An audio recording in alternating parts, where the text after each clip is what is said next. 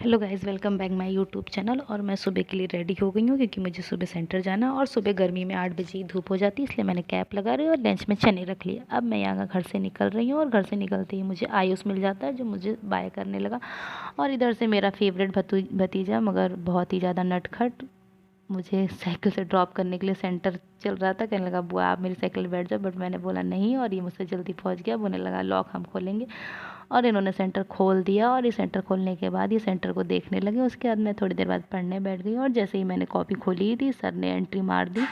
और सर की एंट्री होने के बाद सर मुझसे कहने लगे अनामिका कि आज तो मैं सैंपल लेने की प्रैक्टिस करनी है। मैं सर को यहाँ मना कर रही थी कि सर मैं नहीं ले पाऊँगी सैंपल्स, और सर मुझे सिखा ही रहे थे।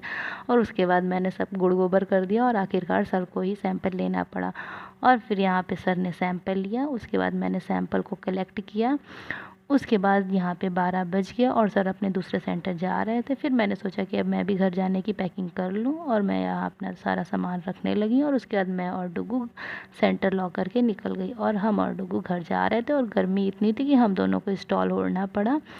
और यहाँ मैं घर पहुँच गई हूँ और घर पहुँचने के बाद मैंने हाथ मुँह धुला और मुझे भूख लगी और मैंने लंच में भिंडी की सब्ज़ी और रोटी खाई। और खाने के बाद मैं थक गई और मुझे नींद आने लगी और मैं सो गई। और जब मैं सो के उठी तो मुझे सर का कॉल आया कि आज तो मैं जल्दी सेंटर जाना है शाम में। तो मैं जल्दी रेडी हो गई और इधर फिर कुन्नू कहने लगे बुआ मुझे आपको सेंटर छोड़ने चलना है, मैं साइकिल लेके आता हूँ। फिर मैं सेंटर जाने लगी। सेंटर पहुंच के देखा कि कुन्नू पीछे से आ रहे थे महाराज जी अपनी साइकिल लेते हुए और मुझे हाय करते हुए, अपना हाथ हिलाते हुए। फिर उसके बाद मैं सेंटर पहुंच के अपने आप को थोड़ा सा कैमरा सेट करते हुए निहारते हुए देखने लगी। देखा पीछे से डुगू महाराज भी आ गए हैं और ये दोनों आपस में लड़ाई करते हुए बकवास कर रहे हैं। और इन दोनों की लड़ाई कहीं भी स्टार्ट हो जाती है, इससे मैं बहुत परेशान रहती हूँ।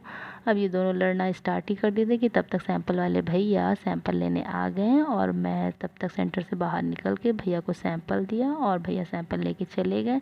फिर 6 बज गया और मेरे सेंटर से घर जाने का टाइम हो गया। रास्ते में मुझे दिद्दा मिल गई, दूध लेके दिद्दा घर जा रही थी और हम दिद्दा साथ में घर चले गए। और जब घर पहुँचे तो मुझे डिनर में आज मिला है तुरई की सब्ज़ी, रोटी और प्याज, जो कि मेरा फेवरेट है और मैं बहुत खुश हो गई। और यहाँ इधर मेरे दोनों भतीजे कहने लगे कि बुआ मुझे इंट्रोड्यूस करना है, आपके ब्लॉग में बोलना है क्या डिनर में है। और मैंने कहा ठीक है। इन दोनों बड़ों को ये नहीं पता था कि ब्लॉग में इन दोनों की आवाज़ नहीं आएगी।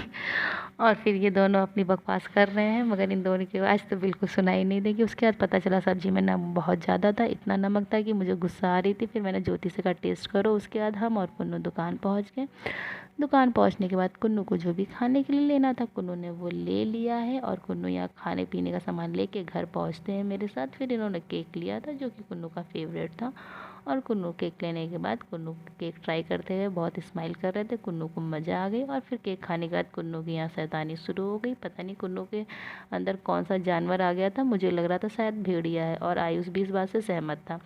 और उसके बाद कुन्नू की नौटंकी शुरू हो गई। कुन्नू को थोड़ी थोड़ी देर में दौरे आ ही रहे थे। कुन्नू अपनी शैतानी बंद ही नहीं कर रहे थे और हम लोग इनकी शैतानियों के मज़े लेते हुए।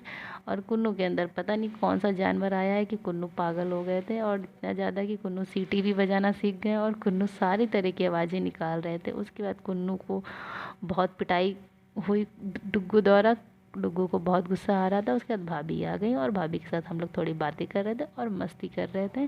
और आज भर दिन भर हम लोग ने बहुत मज़ा किया। और यहाँ पे थोड़ी सी मेरी बेइज्जती होने लगी। सब कहने लगे कि बेटी तुम्हारे शॉर्ट्स में ये जो आइसक्रीम है कि माइक है, सब हंस रहे हैं। और मैं उनको एक्सप्लेन कर रही हूँ ये आइसक्रीम नहीं मेरा माइक है। यहाँ पे सब लोग मेरे माइक और आइसक्रीम के बीच में मजाक उड़ा रहे हैं की लड़ाई और यहाँ भाभी को मैं बता रही हूँ और भाभी मेरी बात समझ रही है। और फिर अतुल ज्योति से कह रहा है कि ज्योति तुम्हें ये क्या लग रहा है, माइक है कि आइसक्रीम है। ज्योति को भी हंसी आ रही है। उसके बाद मैं आपको दिखा देती हूँ